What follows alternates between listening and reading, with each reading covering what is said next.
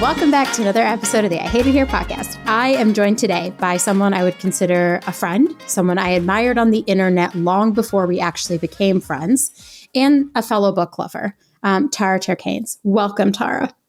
Thank you for having me. I'm so excited. You are a friend. You are also my confidant. We talk a lot of BS and a lot of shit. I just appreciate you so much. You're my protector and also my safe space, which is very nice. And you give the best book recommendations. I just need more time to read, but we've already talked about this, you and I together. I know. What's the job where like you just read and you get paid really well to do it? Because like they don't pay editors enough to be reading books. They don't. But like my dream when I first actually moved to LA was to get into development so that I could read books and then turn them into properties. But then I realized that stream is so small. They're like, ooh, you're like, I'm not going to do this. Girl, actually. My tastes are probably like not blockbuster. Yeah, mine either, honestly. I'm the one watching like all the indie flicks that I'm like, wow, this is so fascinating. And everyone's like, why are you watching this? And I'm like, well, it's so good. Like, and I read books and I cast them. So like the current one that I recommended to you that you're reading, I cast it and then I saw on socials that people were casting it differently from me. And I was like, I think we got this all wrong, guys. I don't know. That is, I'm reading Yellowface, everyone. And it is so good. I know you told me it was good, but I have not been able to put it down. I was reading in between meetings today. Yes. I was like, ooh, 10-minute break. I'm going to read. 5-minute break. I'm going to read. 100%. So I cast it. I was like, oh, I don't think that's what they're going to do. No, but they also do that. Do you ever watch the TikToks where they cast like popular fantasy novels and then it ends up into a lot of very interesting discourse about what the characters look like? And it is the height of my entertainment on the internet, honestly. Also, people are going to be like, what, is this a book podcast, not a HR podcast anymore? Sorry. Okay, sorry. We're here to talk about HR. We're here to tell everybody who you are, what you've done, your hopes and dreams, all the fun things. I don't know if we have time for that. Tara Turk-Haynes. I'm the founder of Equity Activations. We help small and mid-sized companies embed DEI into their operational business. I am a practitioner. I have actually done this job inside companies, which is something that's rare, I think, in these consultant streets that are out there. So I understand the complexities of business operations. So yeah, and I've spent majority of my career doing talent acquisition. So I know of what I speak, people. I know. Isn't that terrifying? Sometimes I see people give advice on the internet and I'm like, I would never, I'm your HR person. I would tell you to never do that. Maybe I should start doing that. I should start giving like unhinged HR advice where I'm like, here's what you should say to your HR person when they tell you to do that thing. I will send you TikTok videos of where they're actually doing that. Oh, I love it. I love that. Yeah, we're peek behind the curtain. I think more of us need to like lift the curtain up a little bit because there's a lot of crazy advice out there that's not good. Not stable. And so you've done this work. Yep. So you know intimately the hardships of doing this work. Like the reason why I joke I have so many white hairs is because of this job. 100%. I understand. Yes, it is not easy work at all. But yes, I love it. And I think that's the only reason why I can say I keep doing it. I tell people like, I get a lot of people who are like, I really love people and I want to get into talent acquisition or DEI. And I'm like, maybe you won't love them after you do this work. So that may not be enough, friend. I say, yeah, you see so many people's bad sides when you do this work. Mm-hmm. And it's hard to like continue believing in people when you have to see the hard parts. And like, also we as the HR people, like we can't be shitty to each other. We're not allowed to be shitty to employees, but sometimes they can be shitty to us, and rightfully so. They're probably upset about something, but a lot of times like we're not the people at fault for the thing that we're trying to fix. I think it's also just a matter of, I think I'm coming to this realization that we have a fundamental lack of understanding of what other people's experiences are within the world. And, a lot of people are standing 10 toes deep on feeling rather than fact. And I think HR and DEI and talent acquisition people are charged with this sometimes really shitty task to tell people that, your feelings aren't facts. And this is why this needs to happen. What do you mean my feelings aren't facts? What? I'm just kidding. I wish my feelings are facts. I'm so rich, but guess what? I'm dying. That's so true. I'm going to think about feelings as facts now for like the rest. That might be the episode title. Your feelings are facts. Here we go. It's so interesting too, because we're talking in the month of February, my favorite month when companies remember that Black people exist in the world. I'm just kidding. That's really what it feels like though during Black History Month, where suddenly you'll see people come out of the woodwork and say they care so much about the experiences of others. And you've worked in DEI for such a long time. When you see these things happening, do you ever think to yourself, like, this is just performative? I'm watching performative work at its best. But here's the thing. Like, okay, so the reason why Black History Month, aside from the obvious reasons, is my favorite is because it's the one that starts off all of the observances month for the year. So what companies are starting to do for Black History Month, they're likely may do for Women's History Month, for LGBTQ. Like there's a slew of observances months, right? And I think, it's fair to say that we should have a comprehensive conversation on what the goal is to celebrate these months. Like, what are you trying to achieve? Which goes back to your DE&I strategy. Like, what's your goal, right? In celebrating this, and that should inform how you then in fact actually do it, right? Yeah. So it's fascinating to me because as I think more and more about embedding DEI into business operations and strategy, so many companies are treating this like an initiative, like a throwaway, like, hey, shortest month of the year group of people. There's historical ways of they've done it badly. When Walmart did that whole was it like kente cloth ice cream or something? I don't know.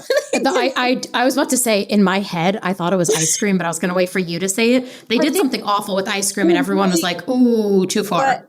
Right, and so a lot of this leads to who's in the room when you're making these decisions about these groups of people. Having studied DEI for a really long time, IBM was one of the first companies that actually implemented a comprehensive DE&I strategy in the 90s because they were like, we want to increase our business. And how do we do that? And they hired a DEI person whose whole mission it was to say like, okay, sales, go out into these communities that we are not touching, right? And let them know that we are a viable company for them to be part of, so that therein, increase their visibility and increase their sales. Like they literally just were like, we are trying to expand. This is good business. I think there are some companies who are just standing on either it's the right thing to do and we have no idea how to do this thing, right? Or it's a marketing initiative, but we don't really intend on implementing it internally. So we do things like kente cloth, ice cream, if that's even what it is. I can't even remember. I can't remember what it was either. I need to Google this afterwards. Ice cream Walmart. I just remember the internet was like ablaze that day. Everyone was like, no. Awful. So I feel, and what I've been doing lately is just quietly observing how companies are celebrating this month, particularly this year in an election year that's going to be really contentious. A lot of things are happening politically and socially. If you say, and we have like all of these, companies who are deciding that DEI is not part of their agenda, and that's fine. Like, I grew up with parents and grandparents who were like, you don't like Black people, let me know out loud so I can just completely avoid you altogether. I'm okay with that. Like, if that's your whole thing, if you're like, I don't care about this whole community, I'm actually fine. Show yourself. That's fine with me. But the pretenders are the ones that are most difficult. So, I'm getting all of these, like a lot of people, like my inbox is flooded with newsletters and, recipes and all of these different things I get like daily. It just drives me crazy. And I just go on a massive deletion spree. But I've been noticing, I'm like, So for Black History Month, some of these like food newsletters can't even celebrate like Black food. Like there's not enough content. You mean to tell me when it comes to Black food that you can't highlight some content creators who are doing interesting things when it comes to food? Like, do we not contribute to the fabric of a food industry? Yeah. We don't? Dang. That's a lot. That's a lot to unpack. That's not a lot because I agree with everything you're saying, to be very clear. And I feel the same way. That's why we were talking about this today. Right. You're right. I mean, for me, it's like, if you're going to say, I do like the thought on like, if you don't care, just say you don't care. Right. Like that is, I respect that more than you telling me like, we care about the Black experience. And then I look at your company and you don't have a single person of color on your executive team. You don't have your compensation policy at all visible to your employees. You don't put pay ranges on your jobs. I'm like, there's a lot of things that tell me that you do actually care about that. And so like, if you don't, like maybe don't put out a statement. Don't even say anything. Like I was talking to another colleague, he was saying he respects it. Like for example, there's one company that just did a lot of layoffs, and most of their layoffs hit the Black population. So they're not doing anything that's like Happy Black History Month, right? Because they're like, we know we just basically decimated that demographic within our company, and that's that's fake. So like we're not in a position to say that we value that if something like this happened. And it's a hard conversation to have, right? Internally. Yeah. Well, I feel like a lot of it too is like PR. People are like, I'm gonna like what you said, like, are they using Black History Month for marketing? Yeah. That to me, like, honestly doesn't sit well with me. Like when I get the emails, did you get the emails that are like, it's Black History Month, here's a sale? I'm like, y'all are missing the point. You are way missing the point of what's at stake here for you to say, here's a sale. That was actually my fear about Juneteenth becoming a national holiday, because I was like, oh, great. Now we're about to get mattress sales for Juneteenth. It's fantastic. Did we though? I don't know if we did. Car sales, car discounts, I would not put it past people, honestly. No. But this is what I mean about like connect. When I was in-house, my biggest goal, because we owned a mixture of media and e-commerce brands, what I said to those leaders is we need to connect our DEI strategy to what you do and the purpose of it, right? Like, why does this really matter to you? And luckily, a couple of those brands were artist driven. So it was really easy to be like, hey, we're going to highlight these Black artists during Black History Month, although we highlight them and we keep it up all year round, right? Yeah. Like it's not a look at these Black content creators or artists and it just lives just for February. It stays up there all year round so you can find it. But like, that's an easy way to connect to it, right? If we're talking about some of our media brands, we're talking about Black maternal health, right? Like, this is why it matters. I want to talk to you about something that actually impacts the community. And this is why our business is inserting itself into this conversation, because it makes sense for us, right? It's not just about being like, hey, there's a sale for, I don't even know, or using Martin Luther King quotes to, just attract people. It just boggles my mind, because we've allowed, as a community, I feel like we've allowed companies to get away with a lot. And I feel like we should use our voice more and say, like, this is what we expect from you when it comes to these observances months. This is what we're looking for. And because we have a lot of dollars within our community. And I say this the same as like Women's History Month. Like, what do you want out of these companies? And start telling them that. Yeah. It's interesting that you talk about these observances months, because they are all kicking off. April is Arab Appreciation Month, I think. I just looked that up once because I was like, I must know, do I get an appreciation? You do. I added it to our curriculum, and I was just like, I added it. We had like recipes and stories. It was, I love that. Okay. So this perfect. So my next question is, I have talked to a lot of HR leaders personally who are like, I want to celebrate Black History Month, but the pushback I get from my leadership team is, well, if we celebrate that one, we have to celebrate all of them. Is that what hard? Advice? I'm literally asking you, what advice do you have? What should they say to them? Because I also would be like, lovely, we can celebrate a lot of people's perspective and lived experience. Isn't that great?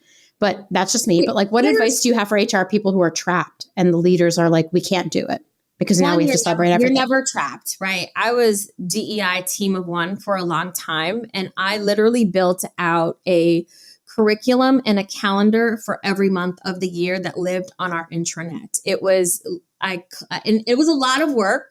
So maybe if you have the budget, you can get yourself like, there's a ton of people who want to get into DEI. If you could get a coordinator or somebody like that who's really good at putting these kinds of things together. But if you have an intranet and somebody willing to do the research, I'm really not sure why you wouldn't just highlight as much as you can. Because the thing I tell people is that the reason I got involved in DEI is really understanding that our education is not uniform, right? Mm-hmm. So there's a lot of communities who are learning things in different school settings, whether it's public or private, that's really relevant to those communities, but maybe not taught in a community that doesn't have anybody there who looks like them. So people are standing on, business, and I look at like people like, the 1619 founder who's trying to actually has a dissertation in Black history and telling people facts that I only dream of being able to pull out of my head in a reasonable amount of time.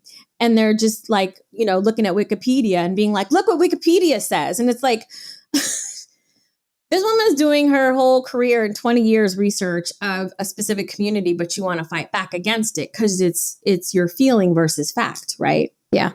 Again, back to the fact of feelings. It's interesting. Like, I actually think if I'm trying to remember the beginning of our friendship, it was because last Juneteenth, you were featured in an article. And I think I reposted it and commented on how I never learned anything about that growing up. And I don't think I grew up in the South. Like, I grew up in Virginia Beach, Virginia, which, I mean, some people still flew Confederate flags. And I go back and I'm just like, gross, please stop. Right. I don't love it. I don't love it.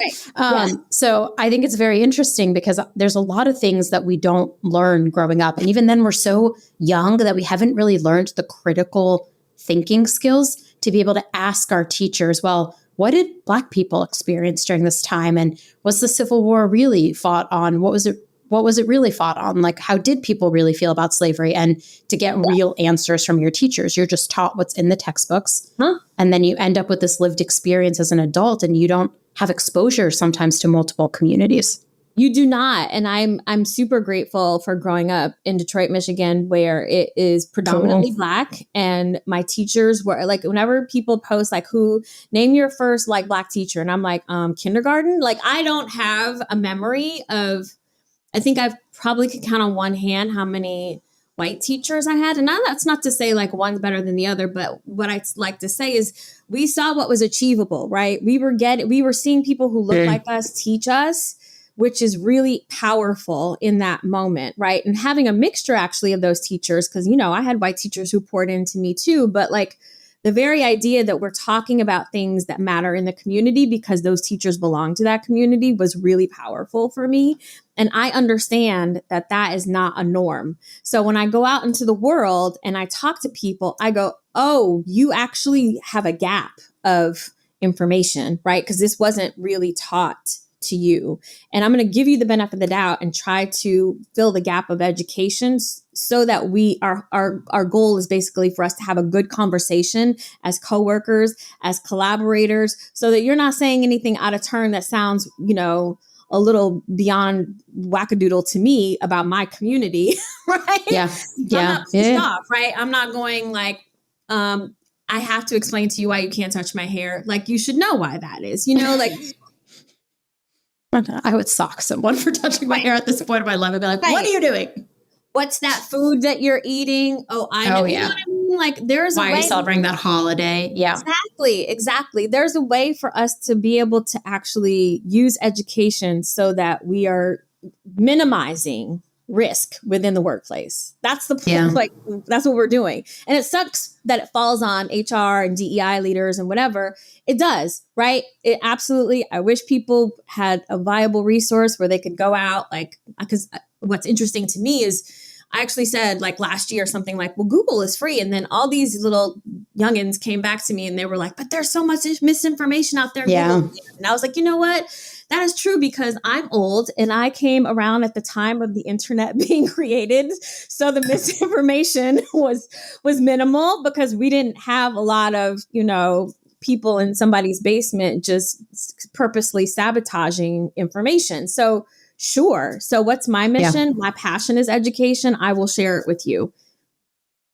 I love that. I think, okay, listen, I think it takes like one time to put everything together and then you're just updating it every year. And there are a lot of HR communities that would be like happy to help an HR person who's balancing this. Yep. But I think if your company truly cares about inclusion, you can't ignore the fact that these months are happening. And I think it just makes someone feel even more alienated.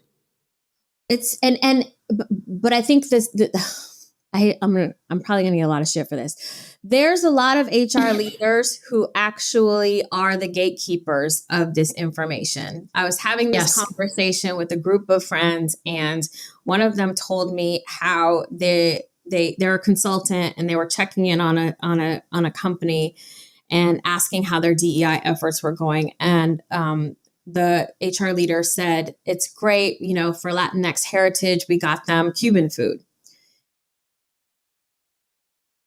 I'm making a really bad face right now. I'm making a really bad face right now to anyone listening. That was it. That is the extent of the highlight, the celebration, the whole story. And I just am like, there are some people who don't feel like this is their responsibility. They don't see how they are, they're responsible for the people within the organization and in its totality. So they're cherry picking what that looks like. Honestly, I feel like I would never do that. But the second thing is like, you could just write a document that's like, this month is Black History Month. This is what Black History Month means. This is what it celebrates. And here are 5 resources you can go read to help you. There are so many amazing, viable resources out there, especially if you think about, like, you're in DC, so you have the incredible museum centers there. They do so much work. That National African American History Museum has a ton of resources out there for people that you can just hyperlink to, and that will help. And you don't have to be an expert. Like I'm the one who goes overboard and tries to basically create a semester of a collegiate like Black History 101 or any of them. Actually, I take it. Just, all of the observances, I would just be like, I'm going down the rabbit hole, and I don't even know how many people actually interacted with it, but I do know people learned a lot from it. I would get messages here and there. Sometimes I felt like I was shouting out into the abyss, but it exists. And that made me happy, because should you ever be curious, you've got someplace to go. Yeah. I did share one company I worked at. I shared that I was like celebrating a holiday. And I said, this is why I'm celebrating this holiday. Here's what it means for my culture, my family. Here's what I like to do for fun. And I just like did this on my own accord. We did not have any sort of like plan in place. I was like, I'm just going to share so that people know. Yeah. And I shared and people reached out privately and were like, thank you so much for sharing that. I learned so much. And I was like, I really wrote a paragraph, and they did it. But that's the thing. I think like a lot of people, a lot of HR teams, like it's really easy to like, there's so much we're tasked with. And then that brings me to like my next point is like, should DEI live in HR? My answer is always no. But sometimes we're given, when you're an HR team of 1 or 2, DEI becomes your initiative and you are overwhelmed with what you should do. And I think a lot of business leaders too are like, well, we shouldn't talk about that. Like, we don't want to talk about race at work. That's a bad idea. And it's like, you have to share the things that are happening in the world, because your people are experiencing it and it's a part of their lived experience. And if you ignore that, they're going to feel ignored. Like, they're not going to feel included in your environment. I say that all the time to leaders. Your silence speaks louder than any mistake that you can make. Because people will feel ignored and they will feel like we're not supposed, like you can make a mistake and talk about it. One of my favorite events that we did was we had a body conversation, a webinar. And I didn't want to do I hated the idea that in January, everybody's just like, I'm changing my entire existence. I'm just going to be like a vegan workout queen or whatever. And I just never me. And I'm like, I wanted to have a more comprehensive conversation about how do we view our health and our bodies in the new year? Like, what can we do to just make ourselves feel better? And I had a really great panel. And one of the panelists was this woman who blogs about fat positivity. And the fact that she kept using the word fat in our webinar, somebody got pissed, but we had a real-time conversation about it. And I'm talking about an organization that literally were just like church mice. Like, we said nothing. We were just like, this is so great. It blew up. And rather than kind of ignoring it, we leaned into the uncomfortable part of the conversation real time, because we're all adults, right? And we can talk this through. And I feel like everyone left with a different sort of idea about what that means for them. And, there were some naysayers, leaders who, before I had that conversation, they didn't want no parts of my event at all. And afterwards they were like, wow, that actually was something that was incredible. And I think you have to take those risks as a DEI leader. And back to your other question, I feel I would like for DEI not to be under HR. However, what I have learned in my experience is, because my last boss was an HR leader, depends on the person too, right? Because it depends on the leader who is going to be able to say, like, audit us. Go ahead. I'm going to be a way maker and not a gatekeeper, right? I'm going to say, you can go ahead and you can do this. And, if you have different departments, if you're an HR leader, if you're saying, like, I have benefits here, HRS here, DEI here, I think it makes a little bit more sense in terms of departmentally. But I will tell you, one of the things that kind of scares me is when I was under a chief legal officer to the general counsel. That would be terrifying. And I am no, thank you. That's a hard no for me. Honestly, a hard no for me is like DEI reporting into HR. Like, I do believe it's really hard. Like, when I'm building something for HR, I'm building it with my best intention. But the thing that we have to remember is my best intention still includes my lived experience. So something that is normal to me might not be normal to someone else. So I like the idea of DEI living separately. Love it, support it always, because then you have a partner to tell you, hey, that thing that you are building is actually inequitable. And you might not know it. With your best heart, you might try to build something that you're like, this is fair to everybody. But an actual DEI expert could come in and say, hey, it's actually not fair. What you built right here doesn't work for a lot of communities. That's why I think it really depends on the leader who's going to be able to hear that. If somebody reports into them and say, like, hey, that thing that you built is really not equitable. If you're the kind of leader that's like, let me listen to this throughout so I can get it. But if you're the kind of person who's like, I'm not trying to hear that, that's more about you as the HR leader. Because the reality of this is this, right? There are a lot of companies who are cutting down on their DEI spend, and they are not having departments, and they're not having actual, executives. They're hiring manager level and below to do execution rather than strategy. And I think you got to work with what's best within the reality of your workplace and do the best that you can. And if you feel like you can't execute, then that might not be the place for you. But the reality of it is there's a lot of companies who are like, why are we spending this money? I come back to the fact, if you don't care and you don't want to participate, just say you don't care and you don't want to participate. Say you don't care. I feel you're going to save a lot of heartache and a lot of struggles if you just are upfront about who you are. But no one wants to be.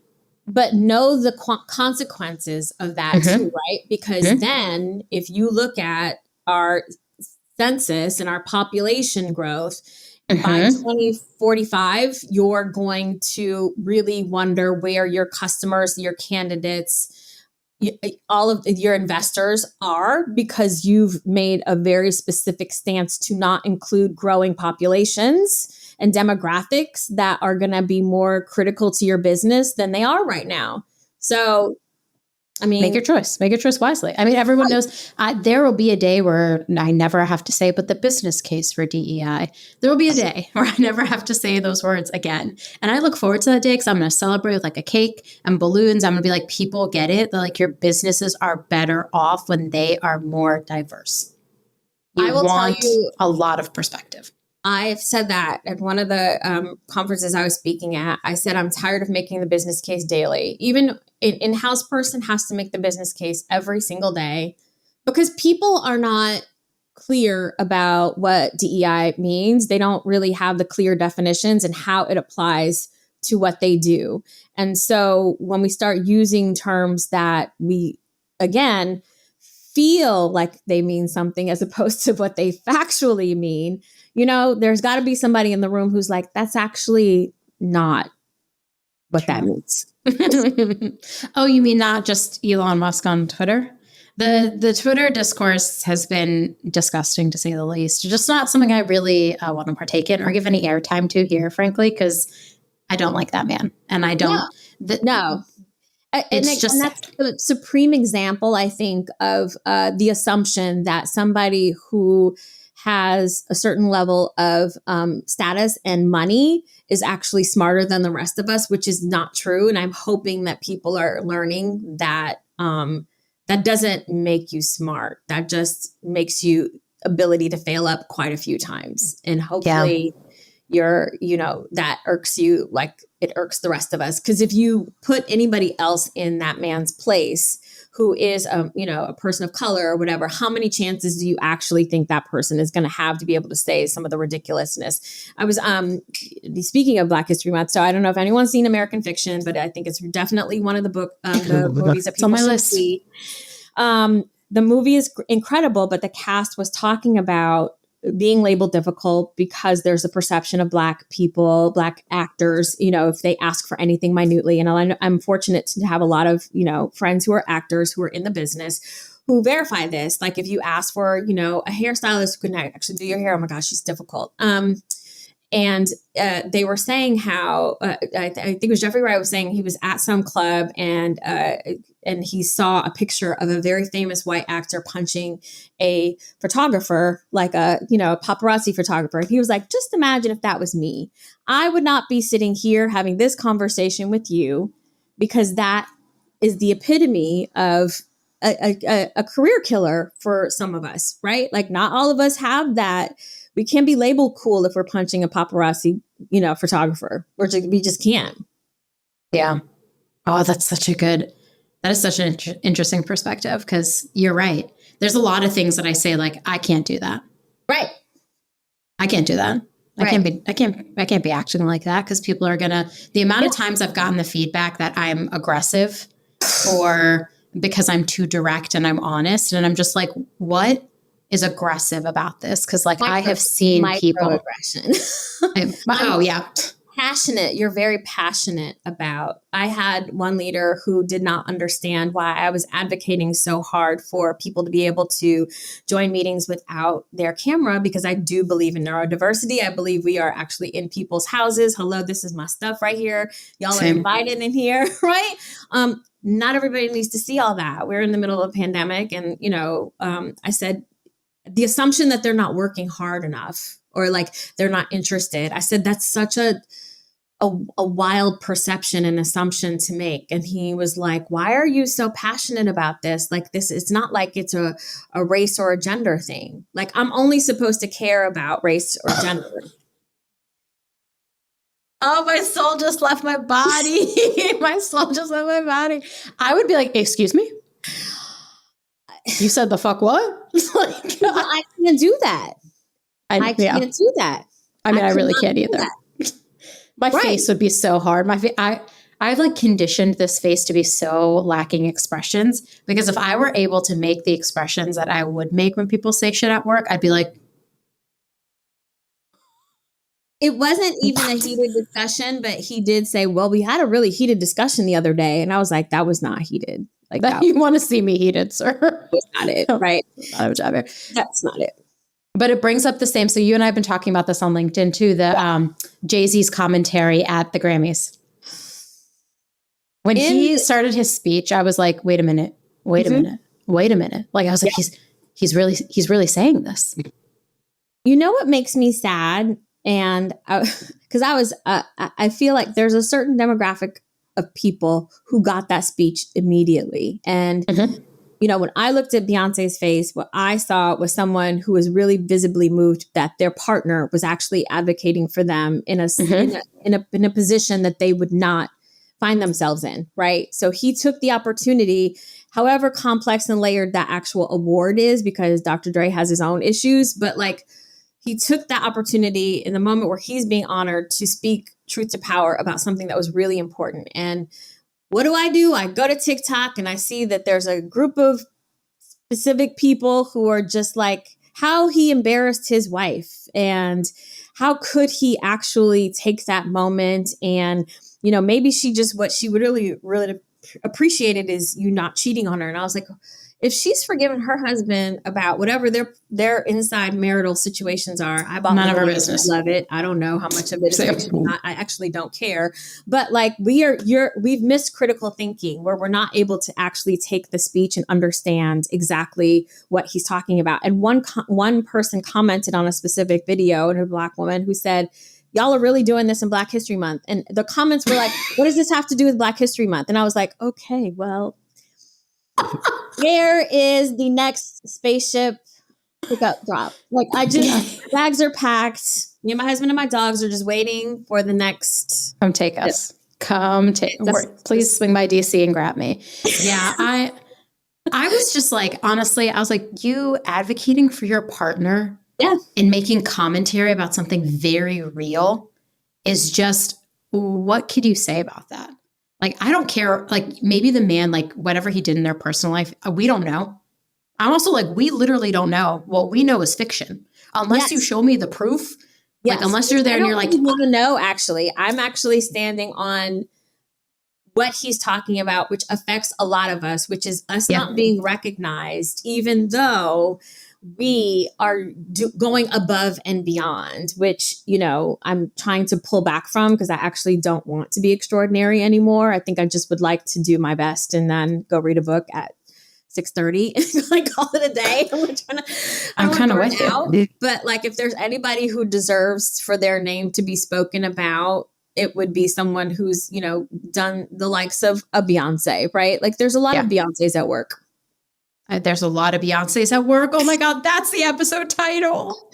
But there's a lot of Beyoncés at work, and we need to protect Black women. Honestly, every month I'm like, we need to protect Black women. Is everyone listening to me? Get on board. We need to protect them because all the data shows that Black women do not have it easy at work. And here's all the factual data that shows you line by line how they are mistreated every single day by this world, by this company. Whatever. I am sitting here able to talk to you given the lineage that I have, where I didn't even have parents or grandparents who worked in a corporate setting. I don't know what the playbook is that I think a lot of people take for granted when they did have family members who knew how to play golf or, you know, get promoted easily or earn, you know, the actual amount that they're supposed to.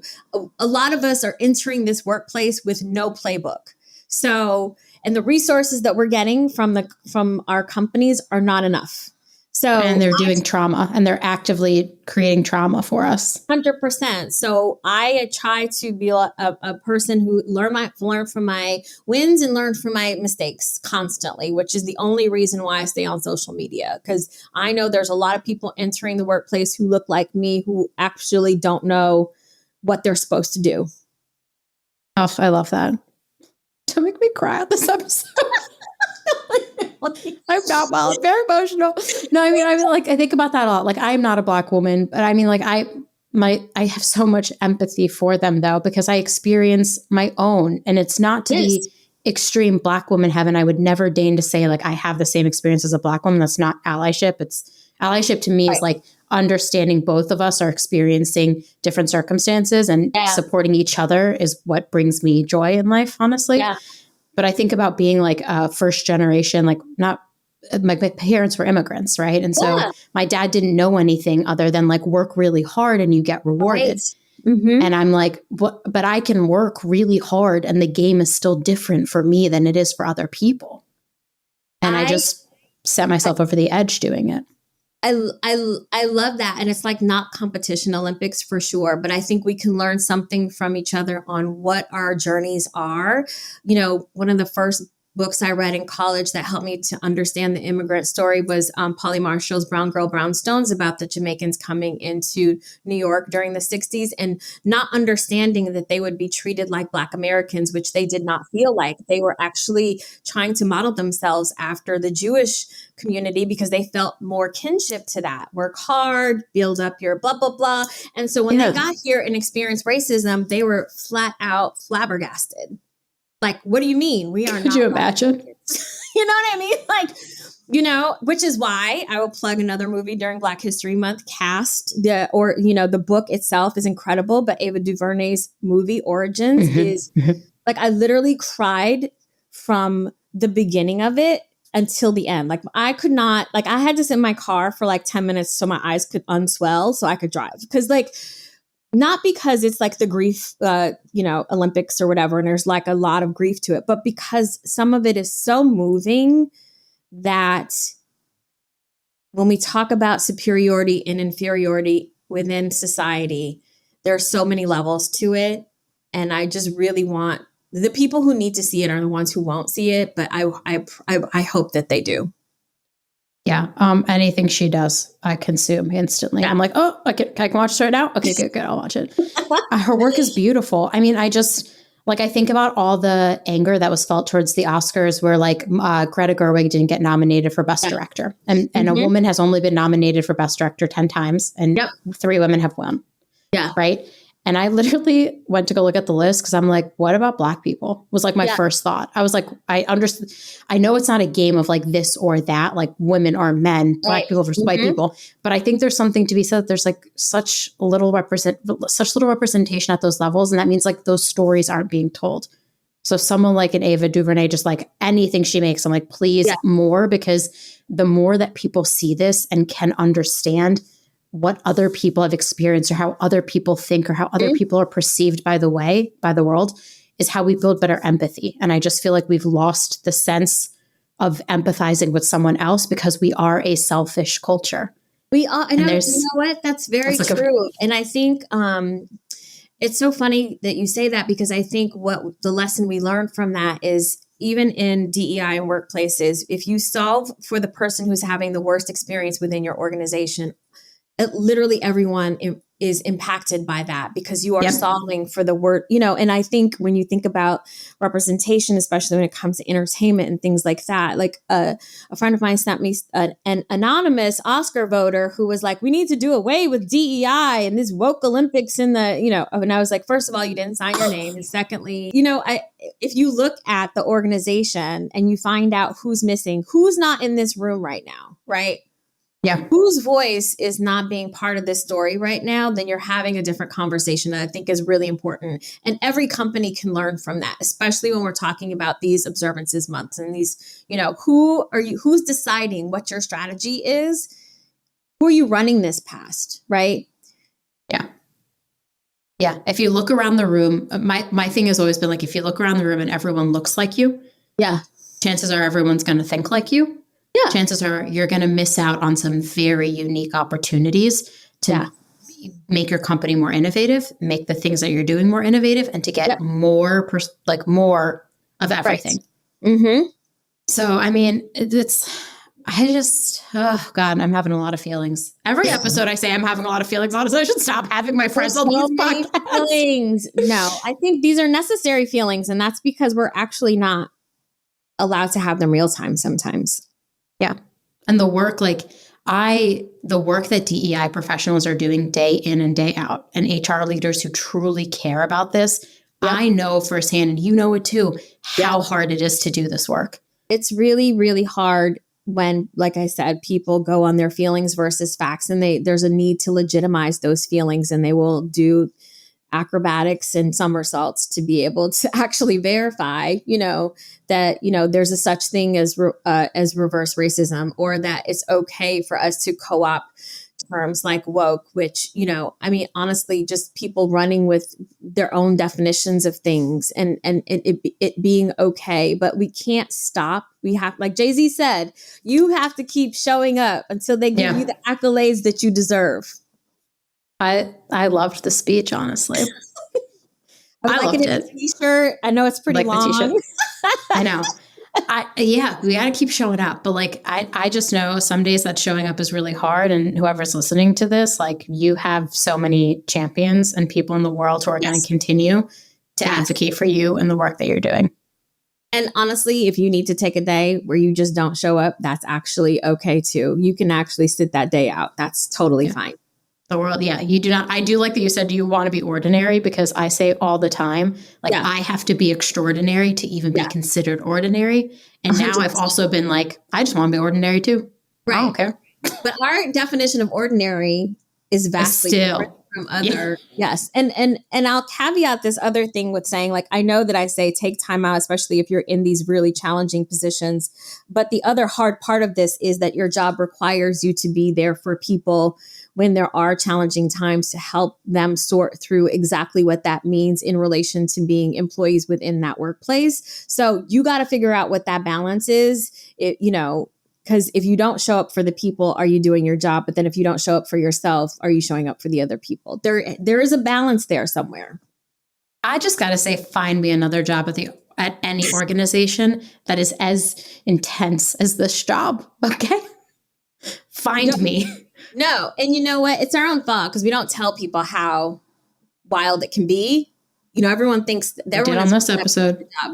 On these episodes. Yes. On these episodes, we're telling the truth. But that's why I love you so much, because you're doing the kind of work that allows people to peek behind the curtain of exactly what an HR person is supposed to be thinking about doing, executing, operating, how they show up. And I think, there's a ton of HR people out there who are not doing good for this, the reputation of an HR person, but there are some great ones out there who are really committed to being like, no, we're not going to be trauma-based anymore. We're not doing that. I love that. I think the place where I have found the most support and solace this year is my community. That's like definitely a plug for my community, but it's not meant to be a plug, anyone listening, because like, if you don't want to join, I'm not going to pressure you to, but I truly felt it's a great time. And I felt so alone, which is like where I sat up in bed at 3 a.m. and the name Safe Space came to me. And the next day I came to work and I said, we have to name the community Safe Space, because I don't know if I ever feel safe in any spaces, one, for my identity, and two, for my role. And I need a space where I can go talk to HR leaders and be like, am I being gaslit right now? Like, here's this thing I'm experiencing, like, someone help me. And the thing that I have found in the community is there's so much camaraderie and love being spread in there when people are like, yeah, that is really challenging. And I also just experienced that. Yes. They're incredible people. And I think you attract that by the nature of who you are. Oh, thank you. Oh my God, can you be on every episode? Emotions all time high. I've been listening to a lot of Mariah Carey and Whitney this week. Okay, so it's been a week for me. So emo. That is Whitney, why you're so emo. When I am in my feels, I will like listen to Whitney Houston and cry. I am so sad she is not on this earth anymore, because she was an amazing human. Amazing human. And I will tell you the hidden gem of that Grammys moment that we're talking about, but that Grammys night also with Jon Batiste bringing out Sounds of Blackness, which is for me, because the way that I grew up, and my dad's been gone a long time, but that was a memory for me. That song specifically is something that I put on my playlist to actually not give up. And so hearing that, I was like, first of all, I need that rendition immediately. But secondly, just it happening in that moment, of all the moments that happened in that Grammy night. Yeah. It felt on purpose. I was already in tears when Stevie Wonder came out, because he played my favorite Stevie Wonder song. Then John Baptiste in the gospel choir came out, and I was like, I am not okay. I was like, from the other room, I was like, oh no, on top of my lungs.